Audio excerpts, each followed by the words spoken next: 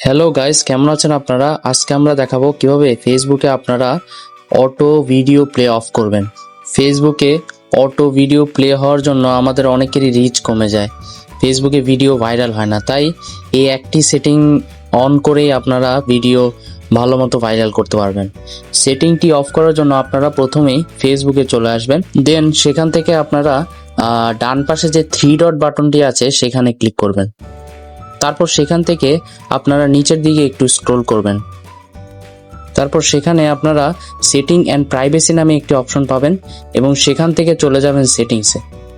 তারপর নিচে একটু স্ক্রল করবেন, আপনারা মিডিয়া নামক একটি অপশন পাবেন। সেখানে আপনারা পাবেন auto play in feed and stories. সেখানে তিনটি অপশনের মধ্যে আপনারা নেভার অপশনটি সিলেক্ট করবেন। এভাবেই আপনারা অটো প্লে অপশনটি ফেসবুকে বন্ধ করবেন। ভিডিওটি ভালো লাগলে অবশ্যই লাইক, শেয়ার এবং সাবস্ক্রাইব করবেন।